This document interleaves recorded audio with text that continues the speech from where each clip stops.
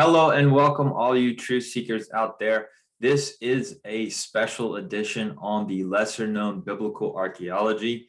There is so much that has been found that has either been covered up, twisted to mean something different, or has only been spoken of in small scholarly circles. And what I have done here on this particular lesson is I have put together a part 1 and part 2 of biblical archaeology that has been found. It's well published. However, the mainstream media will not bring it to you. So this is exclusive information. And a lot of this information is coming from a guy named David Roll, some from other people, but we will show you the sources at the very end. Now, if you are new to this channel, we are dedicated to bringing you the truth. We are dedicated to motivating you and inspiring you to do your own research. Do not take us for blind faith following information. We want you to see this information, interact with it, test it, and then go research it for yourself so that you can own it. You can grasp it for yourself. And then you can pass it on and share it with others. Hey, did you know this is going on? That's what we want. We want people to pass it. We want to spread the truth because my people perish for lack of knowledge, and people will exploit others if you do not have the information privy to your day-to-day. So the biblical archaeology, man, is it there? And it matches the Bible. All of the archaeology out there is totally real and is not taught in schools. Let's go ahead and pull up our PowerPoint. All right. So lesser known biblical archaeology, part 1, chronology, Joseph and Moses is what we're going to be speaking about today. Now, the chronology is very interesting because all of archaeology is based on one single point. That single point is Egypt. They base their timeline on the Egyptian timeline. The problem with this is the Egyptian timeline was created a long time ago. And there was these big gaps, these dark periods that they had no records being recorded, no evidence. And so what they did was they stuck big giant gaps into the timeline to kind of fit the way they wanted it to fit. So it's kind of a custom job. And to be exact, it's just over 300 years that they inserted gaps. Now, what I want to do is I want to have y'all remember just over 300 years. Keep that in mind. Throughout this whole thing, we're going to hit that a lot. Remember, the timeline and 300 years. So the reason why the scholars do not want to go back and adjust the timeline when they find these inconsistencies, there's evidence to the contrary of the timeline. The reason why they don't want to adjust it or modify anything or fix it is because the Egyptian timeline is focused on all the other timelines around the world because it's the oldest and Egypt was covered up with sand. And so for the most part, you have a lot of archaeology. And so what that does is that will throw off all the other timelines around the world.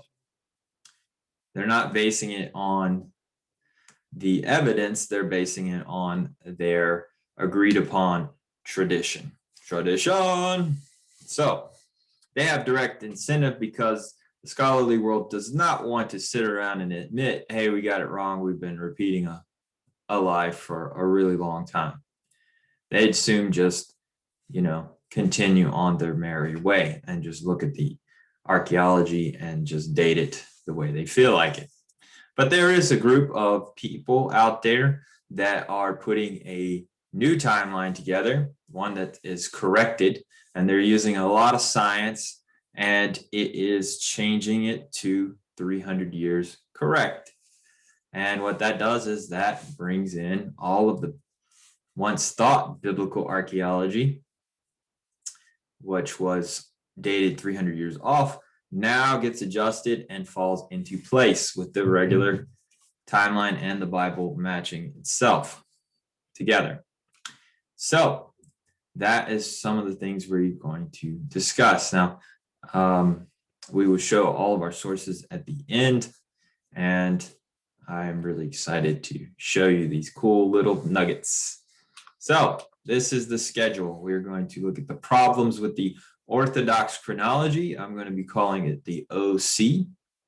That is the mainstream chronology timeline that everybody is following right now. If you go to college, you're going to learn the Orthodox Chronology. We're going to look at what's called retrocalculation. It's a new science to investigate celestial events and then place them in timeline using NASA science. It's really fascinating stuff. We're going to look at the sojourn, the traveling down to Egypt. We're going to look at the Nile.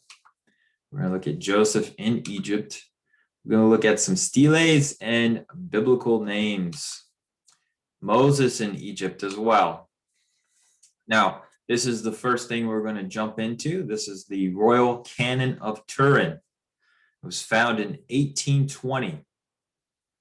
Look how well preserved and how full it is. We have little shards of shredded little pieces with an older script of Egyptian writing. This fragment is a papyrus, which means it's an animal skin, probably lamb. Papyrus, which records the 12th and 13th dynasty kings of Egypt. It is the basis for the Pharaoh's chronology in academia. This is the one they all go to. It contains years, months, and even days to their reigns, all the different pharaohs that can be dated for the 12th and 13th dynasty. Using the biblical chronology, this is something different. This is what the Bible talks about. Using the biblical chronology, you have Joseph arriving in Egypt about 83 BC. And Amenemhat III, he reigned in Egypt from 1680 to 1633 BC, according to the Royal Canon of Turin. So if you overlay these two, you have the biblical chronology pointing to Amenemhat III, and you have the Royal Canon pointing to Amenemhat III. That is a good indicator that the Pharaoh during the time of Joseph was Amenemhat III. We will keep that in mind. This is the chart we're going to be really working with. As you can see on the left side, you have the Iron Age, and it's broken up into many different parts. You have the Late Bronze Age, and it's broken up. You have the Middle Bronze Age and the Middle Bronze Age later. Of course, you have your dynasties there under Egypt, and you have Dudamos and Amos, and you have all these different ones. Now, the Orthodox chronology, you can see there in the middle, it has everything shifted compared to the new chronology. And you have Joseph in 1400 BC, you have Moses 1447, Joshua in 1400 BC, and you have Joseph 1671 BC. We have it 300 years off according to the new chronology that is being proposed. And we are going to look at why did they think that. It's really cool. I just want to talk real quick. If you look carefully under the monarch period, you have Solomon, David, and there's what's called the Amarna tablets. And the new chronology dates them to 1020 to 980 BC. This is, I just want to point out that these tablets are written in Akkadian, I think it's Akkadian. And it's a universal language that was used to communicate with foreign dignitaries. And in the Amarna tablets, there is a guy named Labaya, which means the lion of Yah, the lion of God in Hebrew.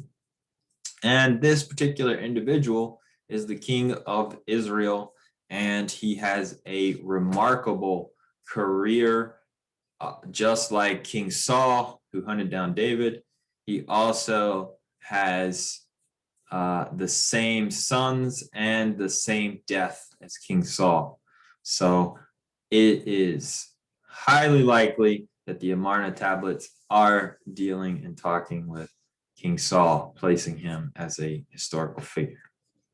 Just wanted to point that out. It's really cool information out there. Amarna tablets, look them up. All right, remember 300 years. Let's move on. So this is another look at the just a different chronology summary. You have the new chronology, which places Joseph below the Middle Bronze Age or older, and you have the Orthodox, which places him in the Middle Bronze Age. Everything shifts 300 years. Known problems with the Orthodox chronology, the way they view generations. The royal architect genealogy in a quarry in the eastern desert of Egypt at the Wadi Hamamanen, and there records a bunch of things. Let's go ahead and read this. You can look this up. The problem here with the Orthodox chronology is they have doubled the genealogy adult to death to 40 years to make it fit into the third intermediate period. It is established that the father's and the son's lifespans overlap. That is a given. However, the average lifespan at that time was about 20 years from adult to death, 36 being the average lifespan from birth to death. Now, at this quarry, it was a guy who is bored. He is like a supervisor to the construction that was being done there, and he writes out his whole entire family genealogy. And he's actually a very famous person with famous people in his lineage. So this is a very important thing in the way that the Orthodox chronology dates the genealogy is incorrect. They are not dating it correct. They are overdating it, and we're going to look at why they're overdating it. Here's some more. Nespahar Inhat statue in Cairo, Museum 9, has 9 generations from the time of Asorkin I. Chronology of Craft Ashkenazi in Memphis has 15 generations. Both of these are anchored on Ramses. The new chronology dates Ramses at 936 BC. The Orthodox chronology puts Ramses at 1279 BC. And of course, you see there's a 300-year gap. Again, the problem here with the Orthodox chronology is they have again doubled the length of a generation to make it extend into their timeline. Third intermediate period, again, the OC generation is 40 years. The lifespan of the average person at that time was 36. And of course, a generation was not a lifespan because the fathers and sons overlapped. A generation was 20. So we have a doubling effect, which is incorrect with the archaeology. So the scholars know this. but they have accepted it. The public is not aware. But if you talk to one of these archaeologists and they're being honest, they will admit there are problems, but we have acknowledged them and accepted them, and we do not focus on them anymore. We have moved on. So the generations are a problem for the Orthodox chronology.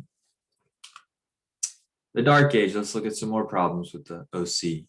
The Dark Age, the Hittites. This is a quote from David Roll. The Neo-Hittites' Dark Age is an artificial construct with no historical basis. This scriptural tradition of post-Hittite empire is not dated to the 10th century BC, but rather to the 9th century and 8th century BC. So this is a known problem that the scholars all admit, that there has been an artificial adjustment of the Hittites. And the evidence does not show them being in the century that they are trying to place them.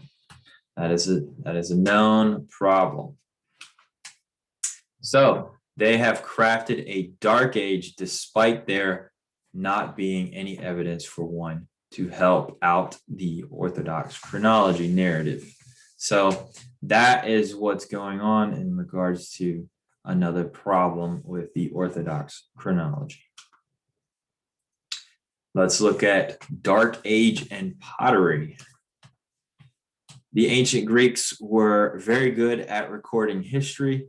None of their writings indicate a Dark Age. However, the Orthodox chronology has a Dark Age for Greece. This ties in with the pottery issue for OC. Pottery has an evolution style to it.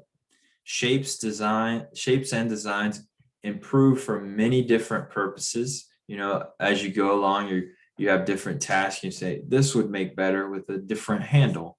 And so you see an evolution in pottery. That's just common sense. There is no Dark Age observed in Greek pottery archaeology. They have inserted Dark Ages, despite the evidence showing there is no Dark Age in Greece. Dating the pottery. The scholars say that the sequencing of the pottery periods, the late Hellenistic 2C period to the late geometric period. I know that's some pottery jargon for you. Must be extended 425 years. This is what they say. They must make this dating to fit the OC narrative with ranges of 50 to 150 years. With the technology that they uncovered, it is very unrealistic to have people wait 150 years for pottery improvements for a pouring pot. So to say that it doesn't change, the pottery hasn't changed for 150 years is beyond ridiculous. People change pottery very fast, and doesn't make sense. All the early archaeologists said that pottery changed very fast, and you can see the trend, but the Orthodox chronology has now stretched out the pottery in Greece 425 years when it's more likely a shorter time. The scholars say they have based the OC by dating of places according to the pottery, and the pottery says it is based on the dating of the OC. So you see that? You have one pointing at the other one pointing back. And so basically they can declare whatever they want as far as the pottery. The new chronology, and this is a quote from David Rolls again. The excessively long period, the pottery period, which span the Bronze to the Iron Age transition in Greece from the Messianian down to the late geometric can be reduced from a total of 425 years to just 115 years once the new chronology dating is applied to the Aegean region. And of course, over here on the right, you can see the Orthodox chronology in different periods, and that's 425 years. Imagine waiting on the next iPhone for 150 years. That just doesn't make sense. So in this case, David Roll has raised some very good points. Moving on to astrological dating. And this is where we're going to get into the retro calculations. Retros.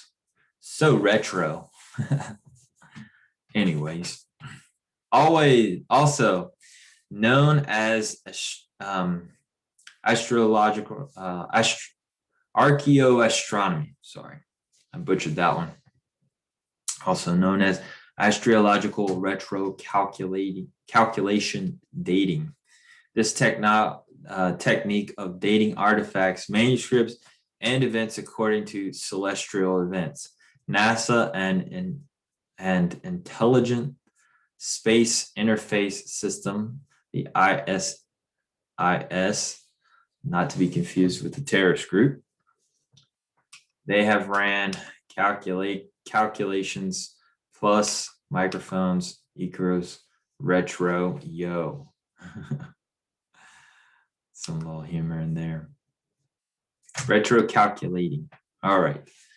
This is from Dr. Miles Jones.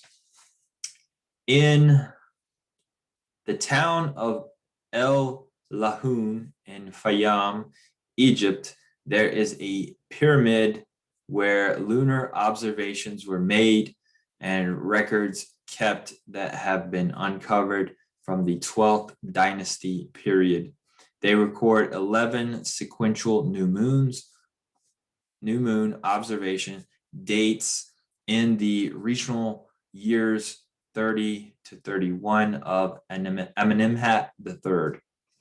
The same official who has recorded these events continued to record until the 40th year of the reign of Amenemhat III.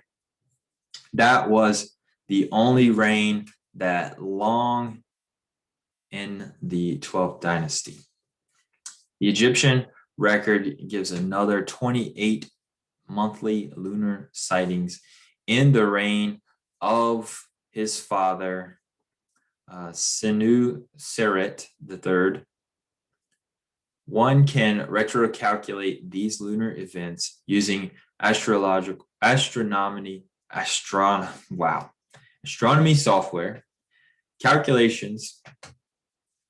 If we get a 90% or better accuracy for that sequence, then we can certainly assume that is correct.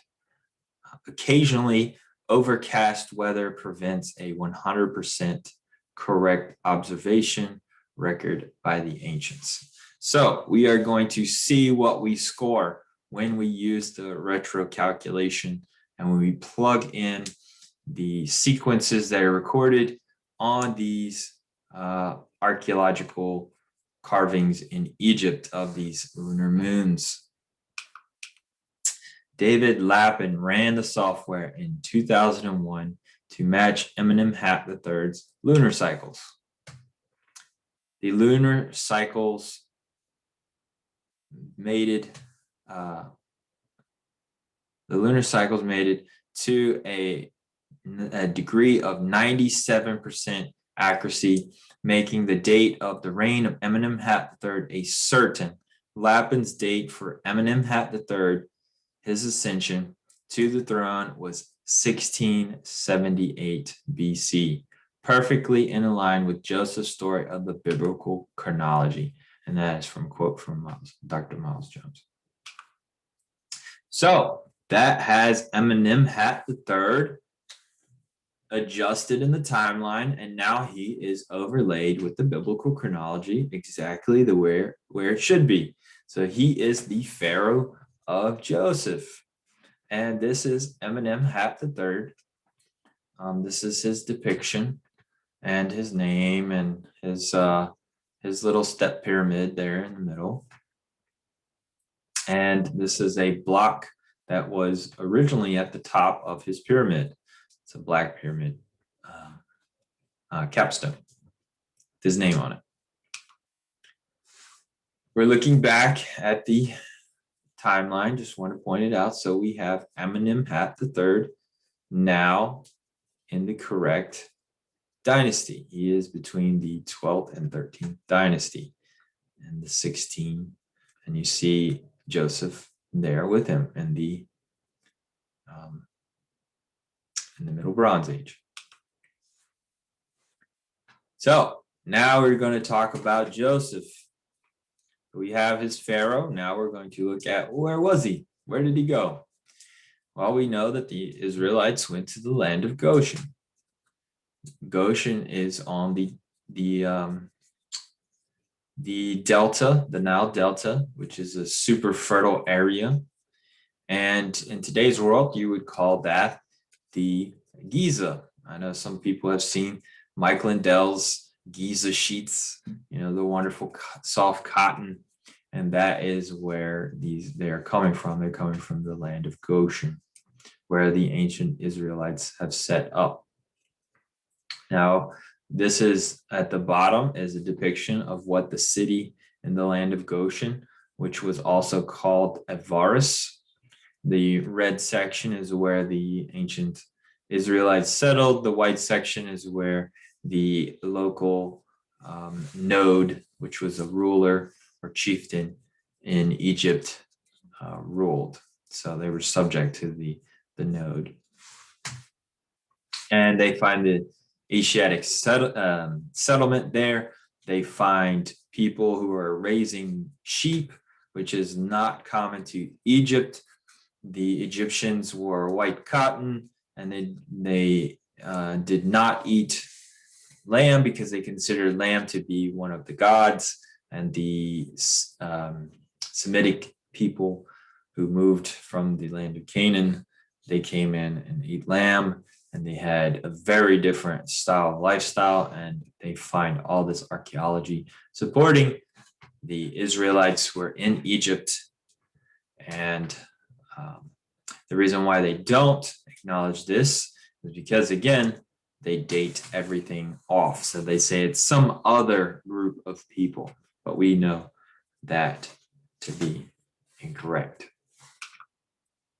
Avaris is up here in the Nile Delta. You have Memphis and you have Ben Hassan. Now we're going to talk about something that was found in Ben Hassan. Along the cliff face, there is a nomadic tombs of Ben Hassan. There are these tombs along the side of this cliff face, and it's quite far from Avaris, but that's besides the point. And what we find inside the tomb of Nehotep II, we find stories and depictions of ancient Israelites coming to this tomb. And this tomb was, and the Orthodox chronology is dated to 1890 BC, but of course we know that's not the case. This tomb is located on the southland of Goshen, the Egyptian name for Gisem. Khnumhotep II was a great chieftain of the Orcs Nome during the reign of Amenemhat II and Senusret II prior to Joseph's coming into Egypt. And I hope that you can see this, but I have a replica of this depiction. And this is what's on the wall. And some of this Egyptian hieroglyph writing is also some of the key lettering to the first alphabet, which is the Proto-Sinaitic, also known as the Proto-Canaanite writings, and we'll talk more about that. But on your screen, you can see these multicolored tunics. Again, the Egyptians wore white cotton, and they did not have hair like this and beards. These are Semitic people coming into Egypt, and they are bearing gifts, multicolored tunics. And we know that Joseph also was known for his multicolored, in the English, coat, but in the Hebrew, it's tunic. And so these are Semitic people, just like Joseph's people. They come bearing gifts to the local chieftain.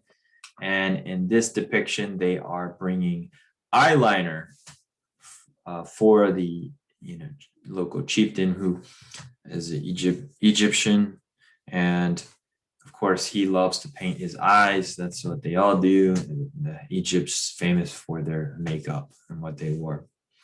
These Canaanites, they bring a donkey. They also bring some other things. And this particular guy who's at the head of it, who's bowing down with his antelope, is wearing a very pretty tunic over him, multicolored. This chieftain who leads this group has a unique multicolored coat and has a biblical name of Avishai, which means gift from God. So this person has a Hebrew name, which proves that it is Semitic people. This is the ancient Israelites before they come down into the land of Egypt. Let's talk about the women's outfits. Look at their outfits. They're very pretty, multicolored, many different designs. Unlike the Egyptians had white cotton. You can see just below that one lady, there is a guy with a staff wearing a white outfit. He is Egyptian. This is what the Egyptians look like. They wore their coats. They had their little goatees. Many of them had bald heads. They have a nice tan. You look at these people, their skin tone is a little bit lighter than the Egyptians and how they're depicted. All that is from the Egyptian tomb at Ben Hassan. So if a scholar or anybody says there's no evidence of the Israelites coming into Egypt, you can now say, nope, there's actually a lot of evidence. And there's even more. But again, what I'm presenting to you is the lesser known biblical archaeology. There is a lot more well-known information, well-known archaeology. I am giving you the more rarer things out there. Now we're going to talk about the flooding of the Nile. And here is a very old picture of the Nile being flooded. This doesn't date back very far, but this gives you the feel and the kind of image of what it sort of looked like. And they had these big floodplains that they had runoffs and built. You can see the some of the lines there of the trenches where they would drain it back. They didn't want it to get so high, but anyways, this is what it sort of looked like and how they planned to plant their plants. And the reason why this is important is every year they depended on this flood because it would wash in new nutrients, new silt that had high nitrogen content and a bunch of other minerals. And it would have a replenishing effect. And if it didn't flood, or if it flooded too much, it would mess up everything and the people could starve. But they were well known for their awesome agricultural abilities because of the flood and the rich soil. Nobody else at that time were doing things like that. So that's why everybody came to Egypt. The wonderful, cucumbers and watermelons, and all the other vegetables that they were growing. There's some more pictures. of the flood. All right, now we're going to shift gears. Still sticking with the Nile, but we're going to look at some archaeology regarding the flood levels. At Simna and Kuma in Egypt, it's located here. You can see on the map to the right, we have Simna and Kuma right there in the middle, just below, just to the left of Wawat. And there at that river, the Nile, at that spot of Simna and Kuma, there was an island, and they had carvings where they measured the flood every year for certain pharaohs. They would go up there and make a notch, or they would carve on a stone that it reached this level.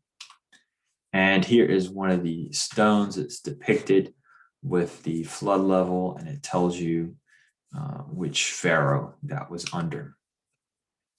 In this particular translation, water edge of the flood in the year 14 under the majesty of the king of the upper and lower Egypt, Ni-mat-ra, which is Amenemhat III. May he live forever and ever. And this is an actual one from the time of Joseph, Amenemhat III. Here's a graph. I took this from David Roll. So grateful for his information, but this is from his book. Sorry if it's a little grainy, but this is the flood levels of the Nile according to those carvings at Simnat. And we have Amenemhat III there. The ones in white are inconclusive, but what we have is an extreme increase in the flooding. And again, if it's too much flooding, that destroys crop and washes away seed. So this is important to know that there was an increase in flooding. You have during Joseph's time, Amenemhat III, towards the latter part of his reign, you have a 12-meter increase. That is 39.37 feet. For 12 years, they had an extreme flood.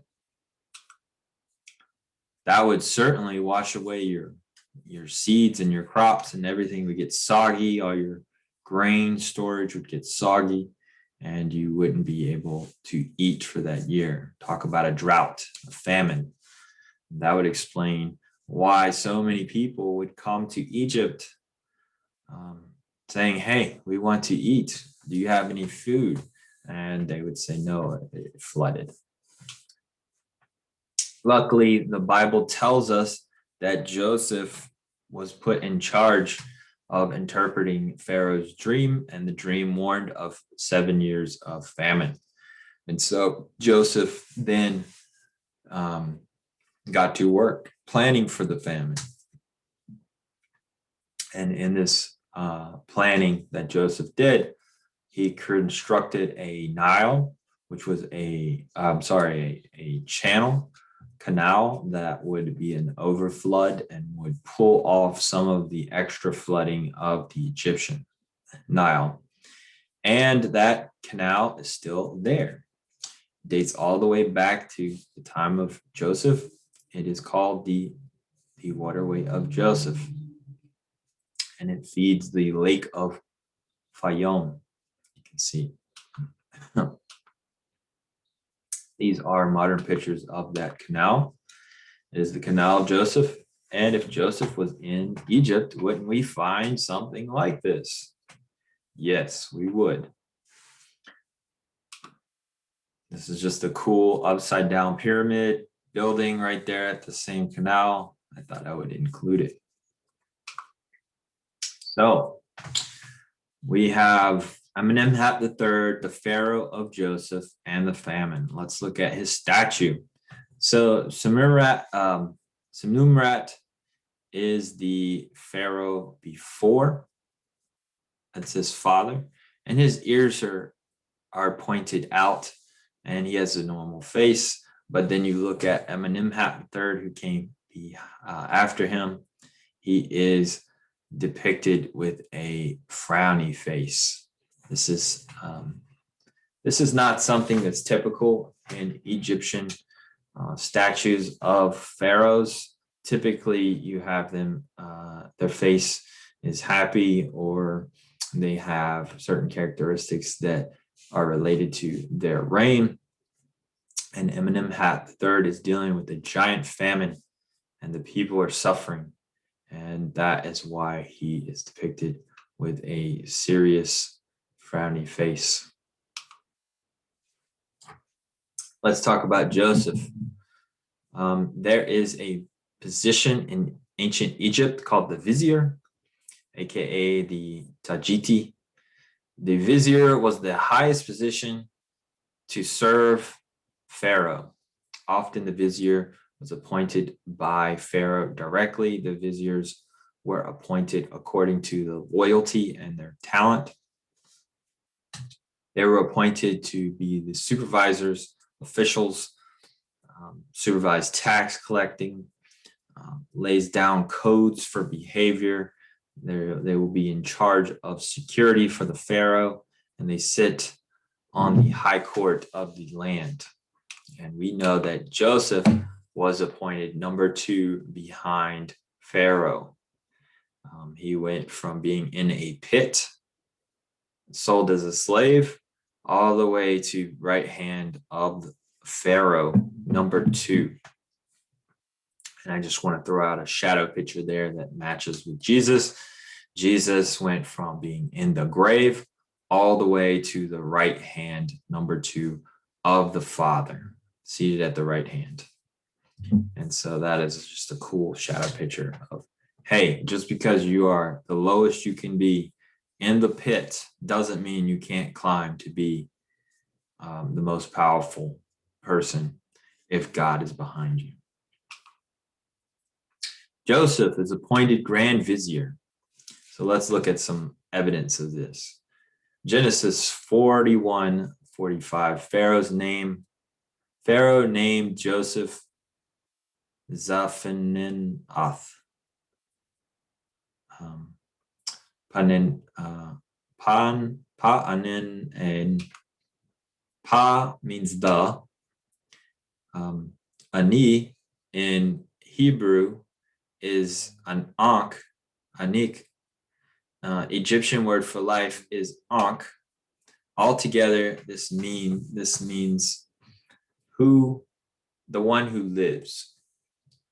And of course, if you remember the biblical story of Joseph, his father thought that he died because the sons all sold him into slavery and said that he died and brought back his tunic with blood on it. And so it's very fitting that his name would be the one who lives. Joseph, the one who lives. Does Jacob know that Joseph is still alive? No, he doesn't. But his name cries out. Joseph's recorded name in Egypt was Anku, which who lives. Anku was the vizier of the reign of Amenemhat III. I repeat, Anku was the vizier of the reign of Amenemhat III. Now we are seeing that Joseph is matching the biblical story, and the archaeology is matching that as well, that Joseph is the number 2 guy. The Egyptian record refers to the title of Anku, overseer of the fields and the granaries of Anku. So there you have it. Amenemhat III, he appointed his vizier to oversee the fields and the granaries. And if you know the Joseph story, he is appointed the overseer of the fields and the grain storage. Let's look at Sakura. We're not going to read those verses, but Genesis 41, verse 56, you can look that up yourself. Saqqara is in Egypt. It's located here on the Nile. Along and in Saqqara, there are these giant storage grain pits. And this is a faraway shot. And this all dates to the time of Joseph and the grand vizier of the Pharaoh Amenemhat III. So Joseph then went and constructed, for the 7 years of plenty, he had to stockpile a bunch of grain, and all of the people in that region all traveled to Egypt to buy grain. Joseph prepared these grain silos, and they filled them with wheat. And what's really cool about this is they took some of the grains, the ancient grains that they found at the very bottom, and they were able to sprout them. So somewhere in Egypt, and I'm not sure if it's in Egypt, but somewhere they are growing the grain from these silos, which means this is Joseph's grain finally being made into bread. And Joseph said unto Pharaoh, gather all the food of those good years that come and lay up corn under, and that's wheat, under the hand of Pharaoh. And that's Genesis 41, verse 25 and 35. These are some other pictures. And what they would do is they would fill them up, and then they would run boards across, and they would just keep making layers. There's a staircase that takes you all the way down to a bottom section. And what you have is these grain silos all feeding into one big one. And so everybody could come to this one, and then they could walk down and fill up their baskets with their grain. Very, very cool system. And this is at Saqqara, right next to a pyramid that was built by Joseph. Pharaoh also had him into construction, and it is Amenemhat III's pyramid. It's the oldest pyramid. So it stands to reason that the oldest pyramid was built under the construction of Joseph. I'm not saying the Israelites built it, but that vizier was in charge of making it. So that's Joseph's pyramid. Let's look at something else. Sahel is an island in the Aswan, Egypt. It's along the Nile. And this is a picture from Google Earth. And there is a land grant, a stele called the Famine of Seal Island. And this is a quote from Mary Wyatt. On an island just below the first cataract of the Nile, an ancient inscription written around the 4th century BC, which found the claim to be a copy of a document by Pharaoh Djoser more than 1,000 years earlier. It is the story of the land grant made to the priest by the god Num. It tells of 7 years of famine and 7 years of plenty, how Pharaoh had a dream and consulted his chancellor for help. It contains most elements of the 7 years of famine and the 7 years of plenty story, although they were corrupted in this account written over 1,000 years after the event took place. So this is Egyptian archaeology proving that there was an event of 7 years of plenty and 7 years of famine. This is showing that Joseph was in Egypt, there was a famine, and people did come to Egypt to get grain. The priests that wrote this inscription was relying on a land grant to write this inscription, and they believed it to still be in effect over 1,000 years later. So these priests were trying to get their land, according to by way of this story. Let's look at some names in biblical archaeology in Egypt. We're still sticking with Joseph. So Joseph's wife on a stele. What? Joseph's wife is on a carving? Yes, that's correct. If you look at Genesis 41:45, it mentions Asenath, stele 376, and please look, Sinai stele, please look this up.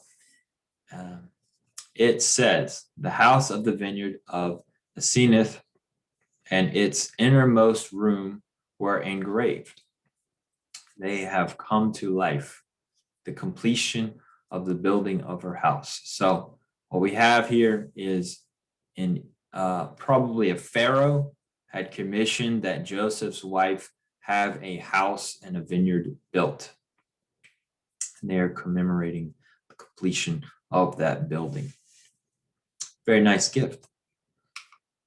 And this is the stele with the writings on it. This is considered proto-Sinaitic or proto-Canaanite, depends on the way which term you prefer. This is the precursor to the Paleo-Hebrew. Stele 349, the firstborn massacre during Joseph's time. This is another stele. It's talking about the firstborn murder, which is during Joseph's time, not Moses' time, not the first Passover. This is the firstborn murder. And if you refer to in the Bible, that's Exodus 1:22. He, being Pharaoh, sought occasion to cut away to barrenness our great number, our swelling without measure. He performed terror against their quiver and brought about a cry of wailing. And that is what this thing says. So this is somebody who is writing in Hebrew, talking about this kill off, this cut away our barrenness and our great number. Who did not know Joseph? So this is stele 375, a slavery overseer. And the verse to reference in that is Exodus 31:6, the son of Asamach. The overseer of minerals. This is a person mentioned directly in the Bible. And here we find his name, doing exactly what he is called in the Bible, a mineral guy. So the overseer of mineral, Asamach, the one having been elevated, is weary to forget. And it is really cool that you see biblical names and then you go find them in archaeology. Let's talk about Pharaoh, Pharaoh of Moses. We're going to change gears now and look at some Moses stuff. Artapanos, a Jewish historian, 250 BC, is quoted by others as telling who the Pharaoh of Moses was at Moses' birth. The writings of Artapanos were burned at a burning of Alexandria library in 48 BC. However, he records that Pharaoh, being in Greek,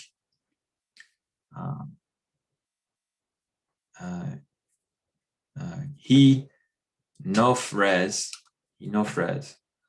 in Egypt,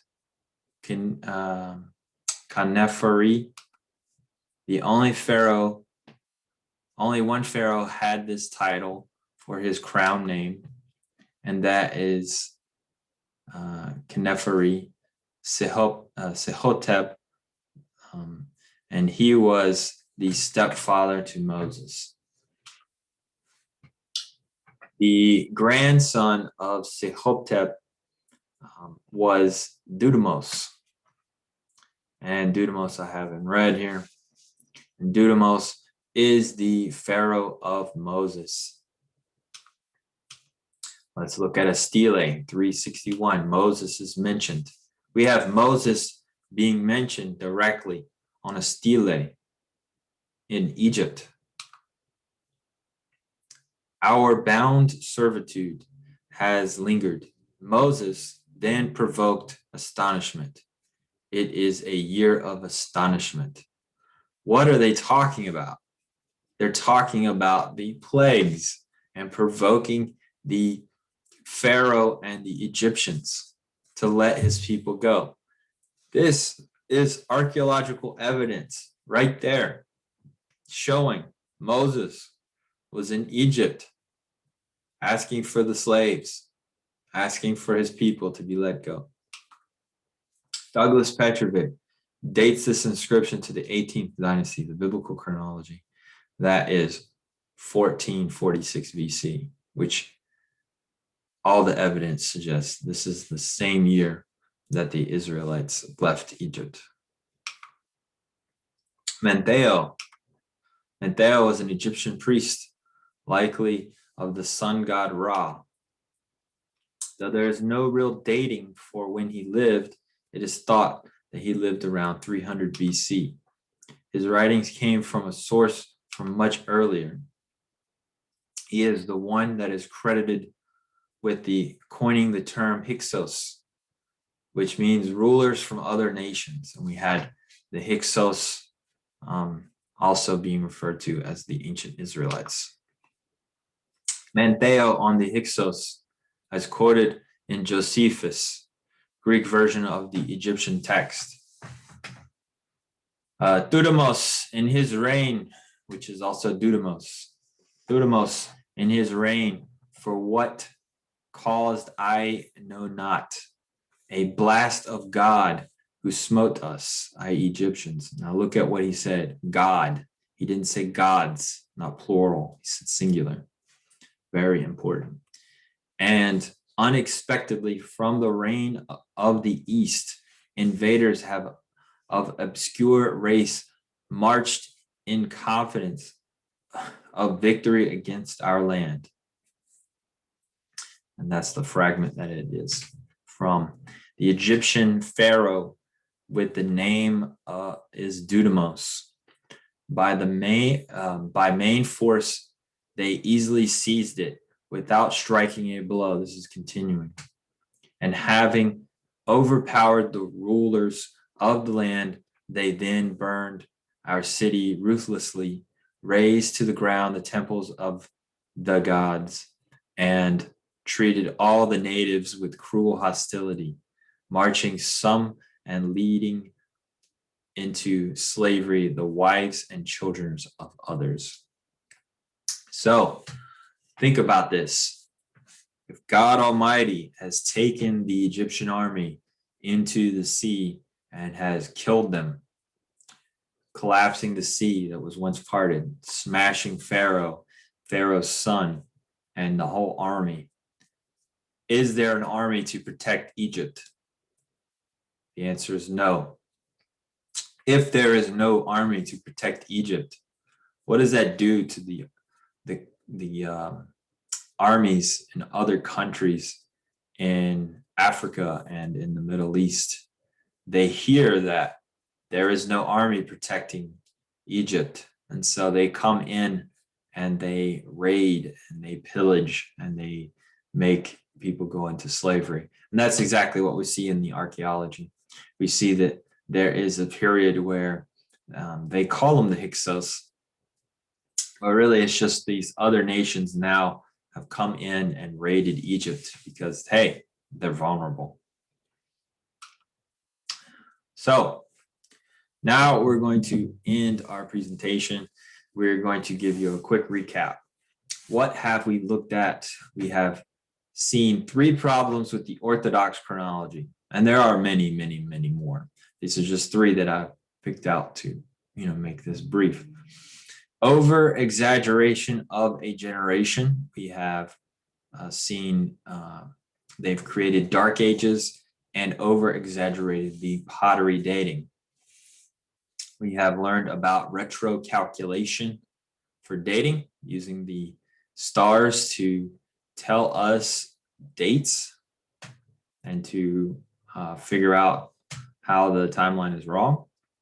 We have seen evidence of Joseph in Egypt, and there is a lot more, but that is the lesser known stuff. We have seen people in the Bible mentioned on steles. We have people directly named in the Bible right there on the stones, dating to the time of Joseph and the time of Moses. We have seen evidence of Moses in Egypt, and trust me, there is a lot more to come about that. They have recently found some statues that they think Moses was the statue because of the nose. There's a depiction of one of the guys who lived in Pharaoh's court, and he has a big nose, unlike the Egyptian nose, and he has a different shaped head. It is also now coming out that they think that Tutankhamun, King Tut, is actually the firstborn son that was killed in the firstborn plagues. So Dudimos' son being Tutankhamun. Again, if you don't adjust the timelines, you'll never see something like this. And so that is new evidence coming out. People have always looked at King Tut as being the most famous. Look at his gold and blue, wonderful sarcophagus. But they've done testing, and they're not completely certain as to how he died and why he was so young. There's a lot of theories out there, but they don't really know. And the Bible says that the firstborn of Pharaoh was struck dead.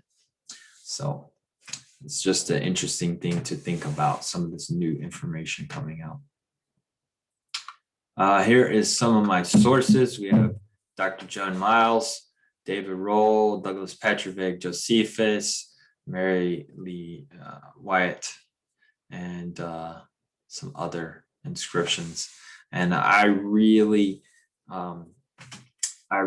suggest people read the book Sons of Zion versus the Sons of Greek, and also From Eden to Exile by David Roll. They're just amazing books that they bring to life so much information that people don't have access to. And so I want to encourage everybody to continue to seek out this information and look at your Bible and check up on everything that I have shared with you. There is still a lot of archaeology that I'm going to bring to you because it's not over. They are still finding things all the time, especially in Israel. They are way behind on digging compared to Egypt, and they are finding things all the time. It's just really incredible. And one of these series I'm going to do on all the things that the scholars said this did not exist. There is no such thing as David. There is no city of David. And the scholars all put their stamp down like this doesn't exist. It never will be found. And then, of course, years later, they find the city of David. They find David's name on a bunch of stones, proving the scholars wrong. And I'm going to put a list of things together that they said did not exist and will never find. And that should be really exciting. So look forward to that. Really appreciate everybody out there watching and learning along with us. and we're going to continue to bring you the truth and bring you the evidence. So God bless you. Make sure you share, leave a comment, and all that jazz. So God bless.